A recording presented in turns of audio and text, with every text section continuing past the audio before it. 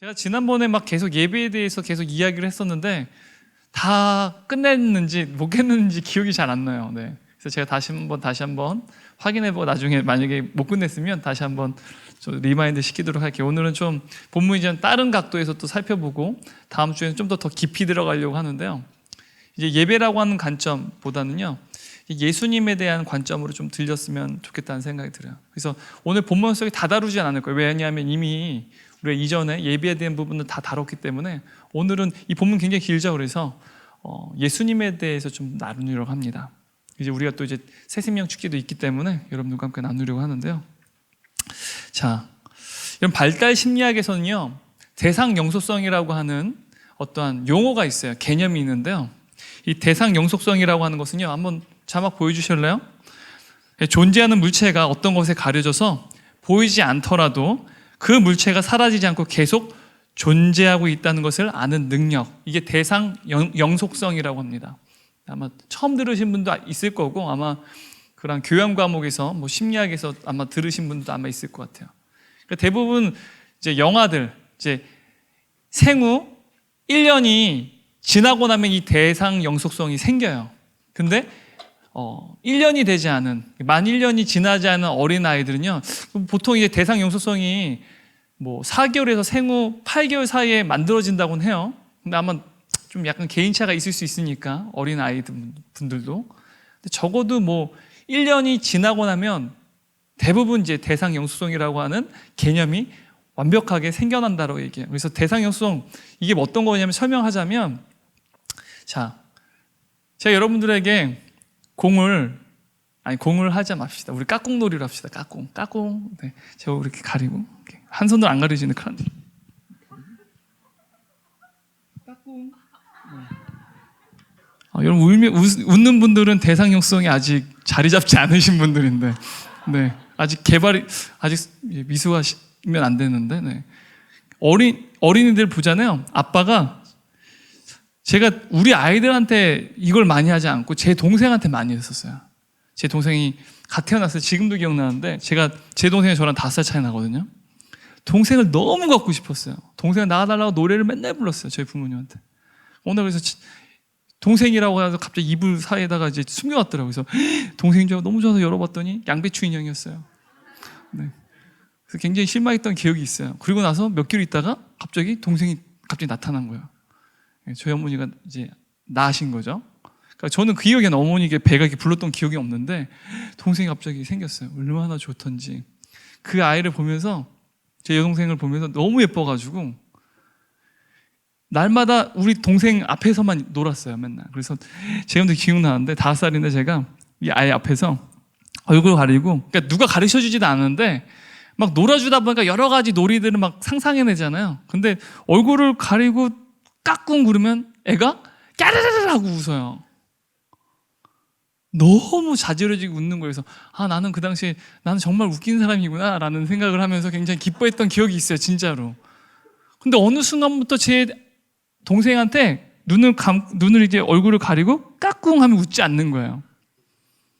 근데 여러분들 이제 하면 이제 sick 썩소를 그러죠? 근데 이 대상 영속성이 아직 발달하지 않은 아이들은 이 얼굴을 가리잖아요. 그러면은 사라진 줄 알아요. 여러분, 사라지는 마술쇼 본 적 있죠?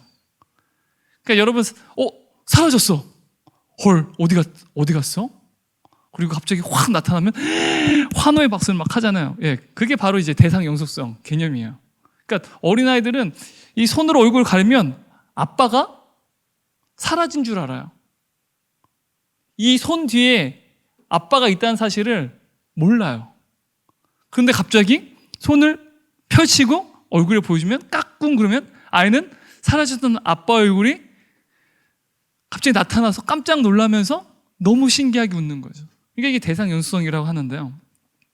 이제 1살이 지나면 누구나 할 것 없이 이 대상 영속성이라고 하는 이 부분이 발달하게 된다라는 거예요. 그래서 어린아이들은 아빠가 이제 얼굴을 가리고 있어도 이 대상 영속성이 발달하기 전까지는 이제 이 손 뒤에 아빠가 있다는 사실을 절대 몰라요. 하지만 1살이 지난 이후에는 이 대상 영속성이 발달된 이후의 아이들은요, 이 손을 아빠가 가리고 있더라도 이 손 뒤 너머에 아빠가 있다는 사실을 알아요. 그래서 아빠가 얼굴을 가리고 있어도 안심하면서 기다려요. 하지만 대상 영성이 아직 발달하지 않은 애들은 얼굴을 가리고 있으면요 불안해요. 오랫동안 계속 가리고 있잖아요. 아빠가 사라지고 엄마가 사라진 줄 알고 불안해한다는 거죠. 여러분, 이 발달 심리학에서 지금 여러분과 나눴던 이 대상 영속성, 이게 우리의 신체와 어떠한 정신의 발달 과정 가운데 굉장히 중요한 부분인데, 근데 이 부분이 영적인 부분에서도 우리에게 발달이 요구된다라는 거예요. 우리의 신체, 우리의 육체에만 발달이 요구되는 게 아니라 우리의 영적인 부분에, 영성에 있어서도 이 부분이 굉장히 중요한 발달 과제라는 거죠. 여러분 중에 아마 예수 그리스도를 인격적으로 만나서 예수를 주라고 시인한 분들은요, 하나님이 계시다라는 사실에 대해서 아마 여러분 틀림없이 믿으실 거라 좀 믿어요. 하나님이 계셔라고 믿을 거예요. 예수를 주라고 시인한 분들은. 근데 여러분 중에 만약 예수를 주라고 시인하시지 못하고 아직 예수님을 인격적으로 만나지 못한 분들은 하나님이 과연 계시는가에 대한 부분을 아마 끊임없이 질문하고 의심할 거예요. 네. 그런 분들께서는 좀 더 기다리시면 좋겠어요. 그리고 이 예배 자리를 끈기를 가지고 참여하시다 보면 성령께서 주님이 원하신 때와 그 장소에서 하나님의 놀라운 역사하심을 목도하고 경험하게 되는 은혜가 있으리라 저는 믿습니다. 기다리셨으면 좋겠어요. 조금 인내하시면서 기다리셨으면 좋겠고요. 여러분, 하나님의 계심에 대해서 여러분 지체들 중에 대부분은 믿으실 거라 믿어요. 계시다는 사실을 믿는다라는 부분에서 아마 대부분 동의하실 거예요. 그죠? 동의하시죠? 동의하세요? 동의하시면 손 들어보세요. 네. 네. 이거밖에 안 돼? 네. 동의하시네요. 네. 그런데 문제는요, 여러분, 하나님이 존재하신다는 사실을 우리는 믿고 있는데 이게 굉장히 커다란 위기를 겪는 시기가 있어요. 그 시기가 언제냐? 우리가 고난에 직면할 때야. 막 지진이 일어납니다. 막 지각이 막 울퉁불퉁 올라오고요. 땅이 쩍쩍 갈라져요. 그러면요, 세상이 완전 뒤흔들리죠. 지축이 흔들릴 때 어떻게 될까요? 건물도 사람도 모든 물체는요 다 흔들리게 돼요. 버팀목이 없기 때문에 완전히 다 뒤죽박죽이 되어버려요. 근데 마치 이렇게 우리의 인생 가운데 그 지진이 일어날 때, 인생의 지진이 일어날 때 여러분 어떻게 될까요?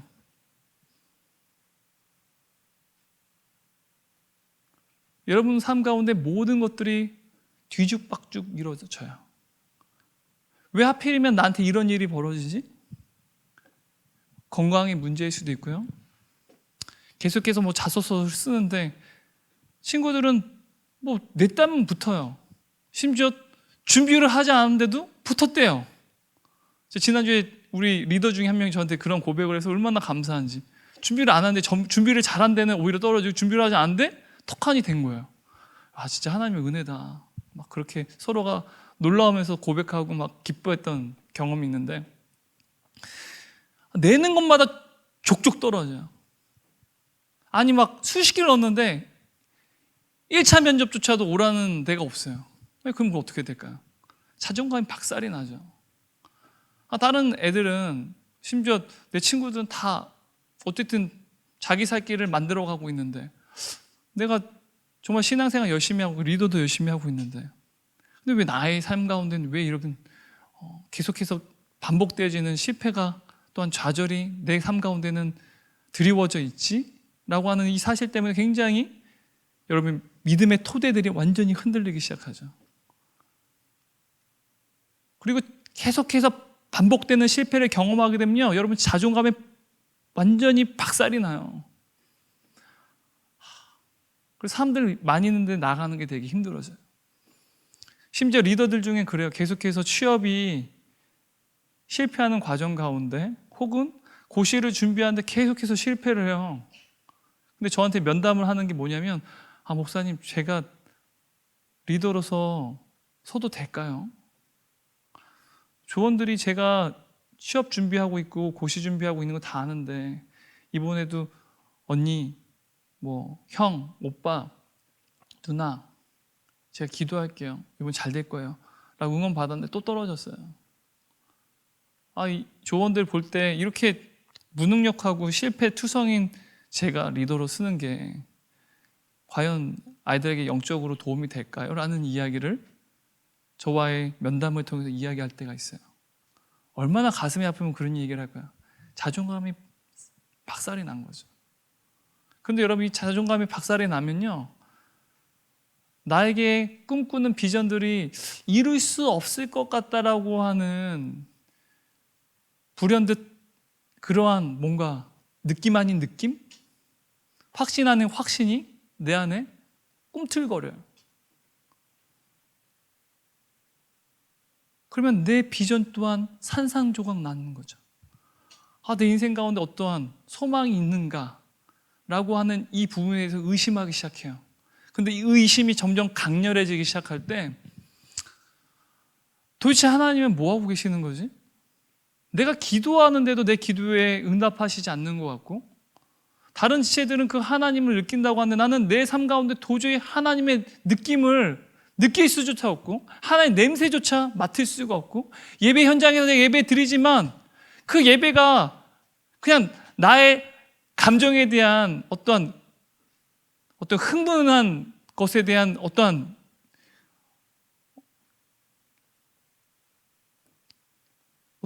부분인지, 아니면 그냥 내가 그냥 사람들과 몰려서 그냥 같이 함께 어울리면서 내 안에 생겨나는 어떠한 감정에 대한 흥분, 열정 이런 건지 도무지 확신이 가지 않는, 그래서 믿음과 또한 의심 사이에서 계속해서 오락가락하는 상황들이 우리 가운데 벌어진다는 거죠.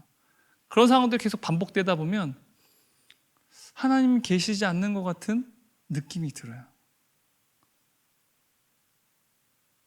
그리고 예배에 대해서 크게 중요하게 여기지 않게 돼요. 그리고 하나님과 함께한 시간을 굉장히 내 삶의 중심에 자꾸만 밀어내기 시작해요. 그러면 내 신앙이 점점 차가워지기 시작합니다. 그리고 굉장히 영적 무기력감에 빠지게 되고 깊은 영적 침체의 수렁에 빠지게 된다는 거죠. 솔직히 말해서 하나님이 나와 함께 하시지 않는 것 같고 그냥 나를 내버려 두시는 것 같아서 하나님께 실망하고 서운하게 되는 거죠. 근데 여러분, 우리가 조금 더 성숙해진다면 아까 여러분에게 이야기했던 그 어떤 대상 영속성, 이 고통 너머에 하나님이 계신 게 확실한데 우리는 미숙하기 때문에 조금 더 성숙하게 되면 이 고통의 너머에 하나님이 계시한 사실을 우리는 분명히 아는데 우리는 미숙하기 때문에, 어린아이와 같기 때문에 이 고통의 너머에 손을 가리고 있는 아빠가 까꿍을 준비하고 있는 이 모습처럼 우리는 도저히 그 하나님을 기대할 수 없는 거죠. 근데 여러분, 오늘 우리가 읽은 이 본문 가운데 사마리아 여인이 등장합니다. 그죠? 너무 잘 알고 있어요. 근데 이 사마리아 여인의 영적 상태가 이와 같았어요. 이 사마리아 여인은요, 평생 하나님의 백성이라고 하는 믿음으로 살아왔던 사람이에요. 비록 유대인들은요, 사마리아 사람들을 어떤 상종하지 못할 개와 같은 민족으로 여겼지만, 저주받은 민족으로 여겼지만, 적어도 사마리아 사람들은요, 그들이 살고 있는 이 사마리아 땅 그리심산에다가 성전을 짓고요, 그곳에서 신앙생활로 하나님을 예배했던 하나님의 선택받은 백성이라고 여겼던 사람들이에요. 나름대로는 하나님의 선택받은 선민 사상이 이들에게 있었다라는 거예요. 그들은 하나님을 예배했고요, 하나님의 자녀임을 의심하지 않았다라는 거죠. 그래서 그들은요, 하나님의 백성으로서 자부심을 가지고 있었어요. 그런데 하나님의 자녀이고 하나님의 백성인 이 사마리아 여인, 수가성에 사는 이 여인은요, 하나님의 선택받은 백성임에도 불구하고 하나님을 의식하며 살기에는 굉장히 벅차고 어려운 환경 가운데 처했어요. 그녀의 삶이 너무나도 힘겨웠다라는 거예요. 하나님을 의식하는 것은요, 사치와 같은, 여러분 이 본문을 보게 되면 이 여인이 둘러싸여진 이 환경을 잘 살펴보잖아요. 하나님을 의식하기에는 너무 힘겨운 삶을 살아가고 있다는 사실을 여러분 좀 깨달을 수가 있어요. 16절 19절 말씀인데요, 제가 읽어드릴게요. 이르시되 가서 내 남편을 불러오라. 여자가 대답하여 이르되 나는 남편이 없나이다. 예수께서 이르시되 내가 남편이 없다는 말이 옳도다. 너에게 남편 5이 있었고 지금 있는 자도 내 남편이 아니니 내 말이 참되도다.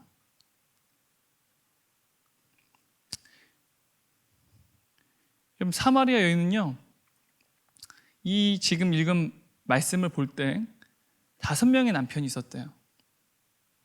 근데 지금 살고 있는 남자도 남편이 아니에요. 그냥 동거인이죠, 동거인.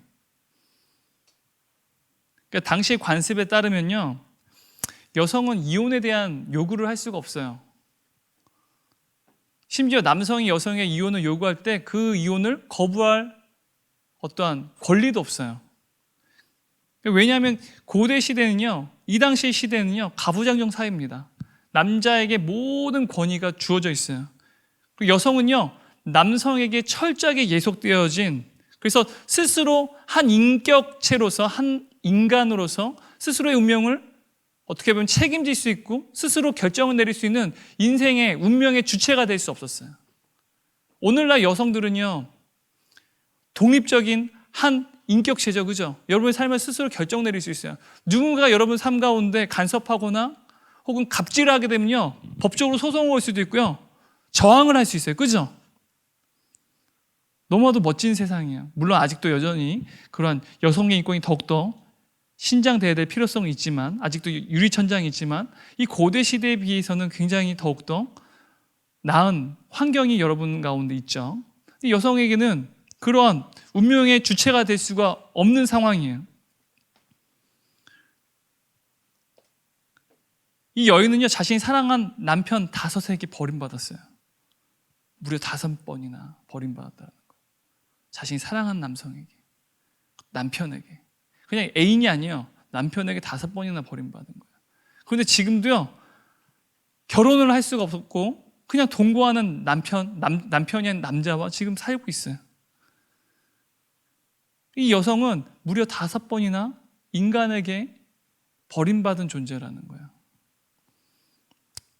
이 여인이 버림받은 이유가 어떤 건지 우리는 본문상에서는 알 수 없어요. 아들을 낳지 못한 이유로, 고대 시대는 아들을 낳지 못했기 때문에 이혼당하는 사유들이 종종 있었거든요. 아들을 낳지 못해서 이혼을 당한 것인지, 아니면 품행이 바르지 않아서 이혼을 당한 것인지, 어떠한 이유 때문에 이혼을 당한 건지 알 수 없지만, 우리가 이 본문을 보면서 이 사마리아 여인을 볼 때 우리가 분명하게 알 수 있는 사실은 뭐냐면, 이 여인은 인간다운 삶을 살지 못했다는 거죠. 한 인간으로 사랑받아야 될 자격, 또한 배려를 받아야 될 권리, 이 모든 것들로부터 사실은 배제된 존재였다는 거예요. 제가 얼마 전에 신문 기사를 봤는데요, 그 신문 기사 제목이 이거였어요. 사람이 버렸어도 사람 없이 1분도 못 사는 강아지 푸르미. 사진 한번 보여줄래요? 이 아이의 이름이 푸르미예요. 푸르미. 유기견입니다. 버림받은, 주인에게 버려져가지고 유기견 센터에 왔는데 너무 예쁘게 생겼죠, 그죠?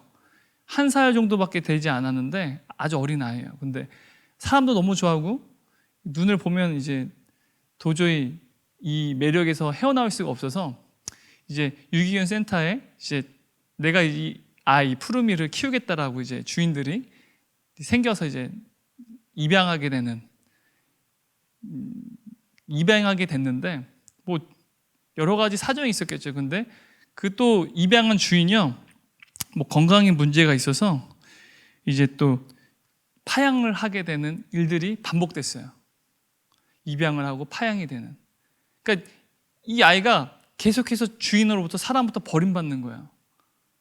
그러니까 버림받게 되면서 이 아이에게 생겨난 증상이 있는데 어떤 거냐면 심각한 분리불안 증상이에요.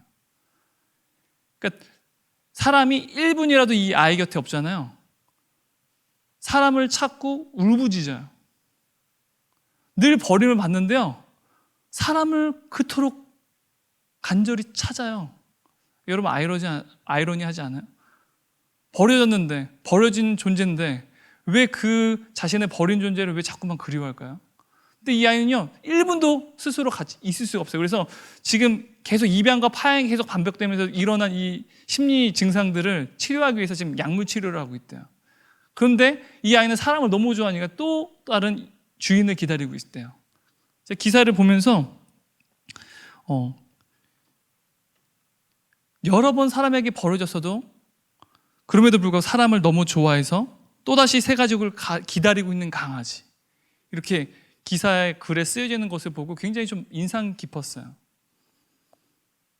제가 이 본문에서 읽은 이 사마리아 여인은요 마치 푸르미 같아요. 유기견, 사람에게 버림받았는데 사람 없이는 단 하루도 살지 못한 푸르미처럼 이 사마리아 여인은요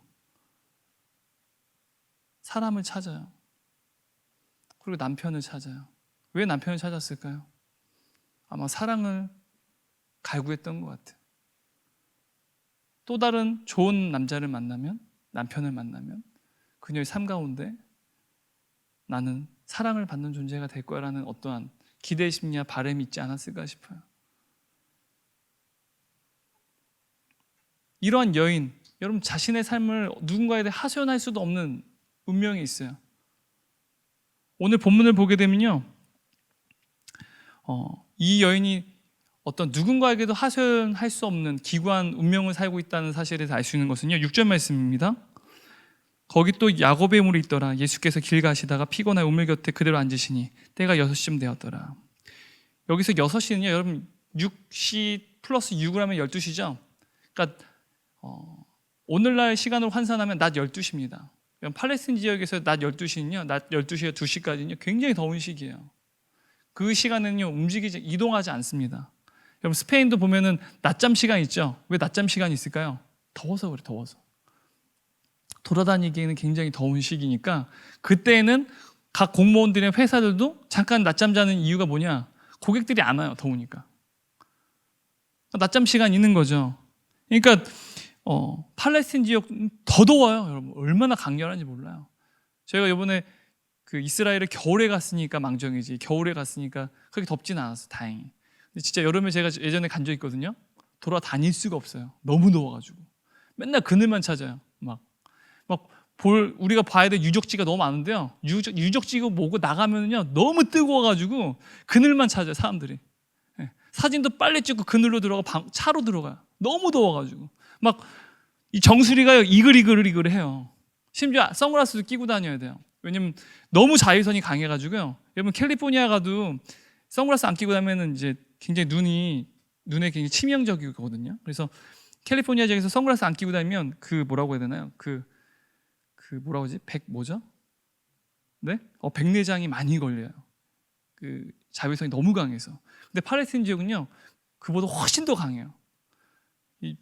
모자도 안 쓰고 다니면 머리가 탈모가 일어난대요.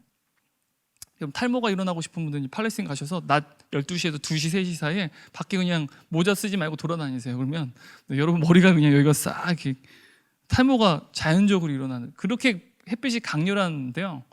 그 시간대는요 2km 떨어진 우물가에 그 더위 속에서 여성이 물을 기르러 간다라는 거죠. 왜 그 시간에 가느냐? 사람들의 이목을 피하기 위해서요. 그 더위를 감내하면서 물을 뜨러 우물가에 간다는 것 자체가요 사람의 시선을 피하기 위해서요. 그렇게 더운 것을 차라리 감내하는 게 낫다는 거예요. 왜? 대부분 우물가에서 만나는 사람들은 여인들이에요. 당시에는 물을 기르러 오는 사람들은 대부분 여인이죠. 근데 여인들의 시선을 볼 때, 그녀가 그 사람들의 시선을 볼 때 그들의 시선 속에 자신을 향한 혐오와 증오의 감정을 느낄 수 있었기 때문에, 그래서 차라리 그 시선을 마주치느니 사람의 시선을 마주치지 않는 게 더 낫다라고 생각했겠죠. 그래서 그 더운 날씨, 그 더워서 아무도 오지 않는 한적한 우물가에 그녀는 나와서 우물을 기르러 왔다는 거예요. 그런 여인에게 자신의 삶의 어려움과 이런 아픔에 대해서 이야기 나눌 동료나 어떤 대상이 있었겠어요? 근데 그때 예수님이 그녀를 찾아오세요. 그녀를 찾아오시는데 우리가 읽은 본문을 보면요 3절 4절 말씀 보면요, 예수님께서 이렇게 말씀하세요. 유대를 떠나 다시 갈릴리로 가실새 사마리아를 통과하여야 하겠는지라. 그녀를 만나려고 주님께서 오셨다라는 거죠. 강한 의지를 가지고 그곳에 오셨다라는 것을 지금 요한 사도는 이야기하고 있어요.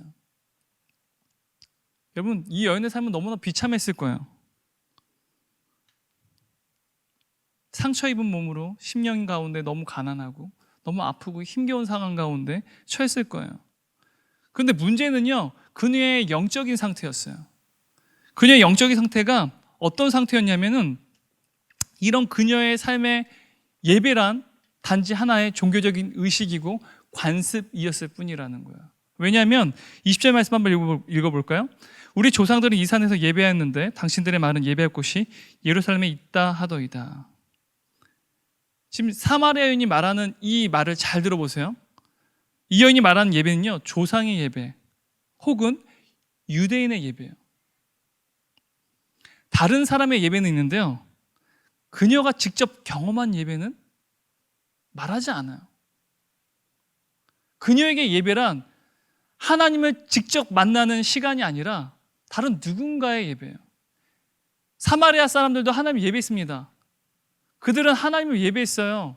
물론 이 사마리아 여인도 사마리아인이기 때문에 하나님을 예배했겠죠.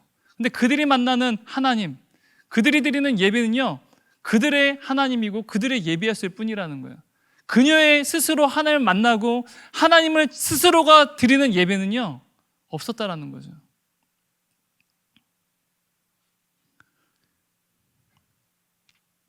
이러한 사마리아 여인의 모습을 보면요, 굉장히 우리와 닮았어요. 그녀가 겪고 있는 아픔, 여러분, 이런 아픔을 겪고 있는 분들 계세요? 이런 고통 가운데 계신 분 있으세요? 무려 5명의 사람에게 버림을 받고, 그럼에도 불구하고 계속 그 사람을 갈구하고 그 사람을 기다리는 그러한 아픔 가운데 거하고 있는 분들 계세요? 물론 약간 다를 수 있지만 크고 작게 여러분들에게도 그러한 여러 가지 말할 수 없는 아픔들이 있을 수도 있다고 저는 생각을 해요. 근데 문제는 그 아픔으로 인해서요, 그녀는 하나님께 나아가지 못했더라는 거죠. 그 아픔 너머에 하나님이 계시다는 사실에 대해서요, 그녀는요, 믿지를 못했어요. 그래서 그녀는요, 영적 침체에 빠지기 시작했다는 거죠. 영적 무기력증에 빠지게 됐어요. 그러자 그녀에게 예배는요, 그냥 의식일 뿐이에요. 관습일 뿐이에요. 종교적인 의식일 뿐이죠. 그래서 그녀가 어떤 존재가 됐냐? 종교인이 되어버렸어요. 하나님을 예배하지만 하나님을 바라볼 수가 없는 존재, 그게 바로 종교인이죠. 엄밀하게 말하면요, 예배의 대상이신 하나님은 없고 단지 종교적인 의식만 있었던 종교인이라는 거예요. 여러분, 우리가 지금 이곳에 있지만 하나님을 예배해요. 하나님의 말씀도 들어요. 하지만 어떤 얘기는요, 지금 하나님을 직접 스스로 만날 수 있는 지체들도 있을 거고요, 인격적으로 하나님과 교류하는 지체들도 있을 거고요, 어떤 지체들은 그냥 예배에 참여하는 지체들도 있을 거예요. 그러한 지체들은요, 끊임없이 나빠질 겁니다. 어떻게 나빠질까? 자기 의로 누군가를 계속 비판함으로 나빠지든지, 아니면 끊임없이 영적 무기력증에 빠지든지. 그런데 둘 다 영적 침체는 똑같아요. 다른 사람들을 죽도록 비판하면서 영적 침체에 빠진 사람도 있고요, 죽도록 자기 자신을 비판을 가하고 자신을 정죄하면서 영적 침체에 빠진 사람이 있다는 거예요. 둘 다 근데 똑같아요. 영적 무기력감이라는 거죠. 여러분 중에서도 그러한 지체들이 오늘 이 주예배를 드리는 현장 가운데 있을지도 몰라요. 하지만 여러분, 저는 우리 드림이 공동체 가운데 이러한 지체가 단 한 명도 없기를 원해요. 단 한 명도 없기를 원합니다. 예수 그리스도 이름을 제가 여러분들 축원합니다. 절대로 없었으면 좋겠어요. 이러한 신앙의 문제가 우리에게도 동일하게 일어난다는 거죠. 그리스도인에도 불구하고 종교인처럼 신앙생활을 하는 일들이 우리의 일상 가운데, 신앙생활 가운데 일어난다는 거예요. 종교인은요, 마치 영유아기, 대상 영속성이라고 하는 이 발달이 아직은 이루어지지 않은 이 영아처럼, 여러분, 영아들, 대상 영속성이 없는 아이들도요, 부모와 교감은 할 수 있어요. 여러분, 교감할 수 있어요. 그죠? 심리적으로 정서적으로 교감할 수 있어요. 그죠? 하지만 인격적인 교제는 나눌 수 없어요. 여기서 말하는 인격적인 교제라는 말은요, 어린아이를 제가 인격체가 아니다라고 지금 이야기하는 게 아니라요, 우리의 지성과 우리의 감성과 우리의 마음과 또한 우리의 어떠한 의지로서 하나님과 인격적인 교제를 나누는 것을 제가 이야기하는 거예요. 여러분 지성도 있고 여러분 감성도 있잖아요. 그죠? 여러분 마음도 있고 여러분의 또한 의지가 있잖아요. 그리고 영성을 가지고 하나님 앞에 나아가는 그러한 인격적인 참된 교제가요, 종교인에게는 없어요. 교감은 있을 수 있죠. 교류는 있을 수 있을지 몰라요. 하지만 인격적인 교제는 지정의 마음과 감성과 영성이 이루어지는 이런 인격적인 교제는 일어나지 않는다는 거죠. 이러한 종교인처럼 신앙생활하는 그리스도인에게는요, 결단코 일어나지 않는 것이 있어요. 그것이 무엇이냐? 영적 성장입니다. 계속해서 악순환이죠.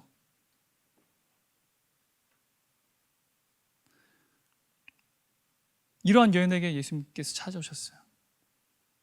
마치 푸르미처럼 여전히 사랑을 갈구하는, 사람을 필요로 하는 이 유기견 같은 여인.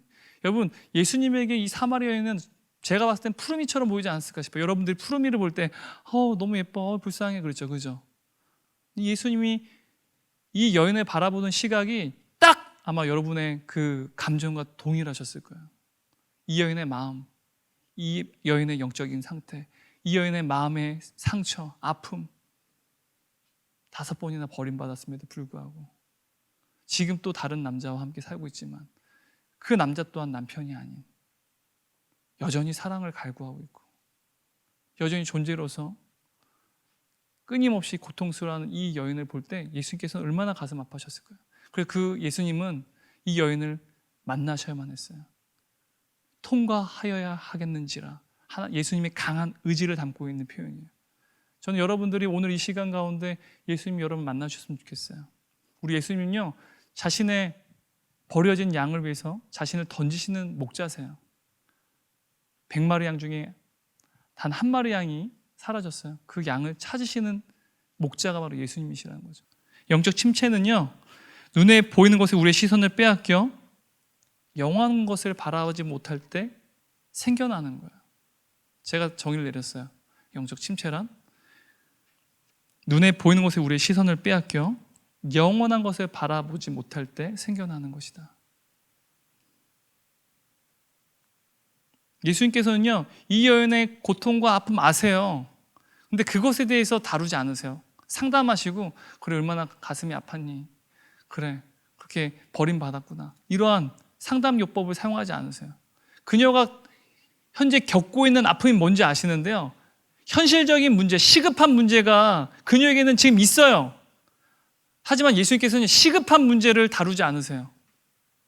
예수님께서는요, 가장 중요한 가치를 다루세요. 다시 한번 말씀드릴게요. 예수님께서는요, 우리에게 가장 지금 발등에 떨어진 불, 지금 해결해야 되는 상황, 시급한 문제에 대해서 지금 해결하는 방안을, 솔루션을 제공하시는 게 아니라요, 가장 중요한 가치, 너가 결단코 잃어버리면 안 될 가장 중요한 가치가 무엇인지에도 지금 다루고 계시다는 거예요. 바로 영원한 생명. 영원한 생명. 영적 침체에 빠진 우리에게 가장 필요한 게 무엇이냐? 영원한 생명. 우리의 영원한 생수인 예수 그리스도시라는 거예요.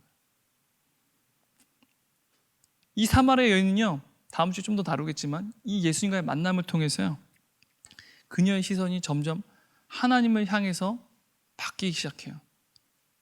그 시선이 바뀌는 증거가 무엇이냐면, 그녀가 예수님에 대해서 부르는 호칭이 점점 변합니다. 처음에 예수님 만났을 때는요, 유대인 남성에서 그냥 남성일 뿐이었어요.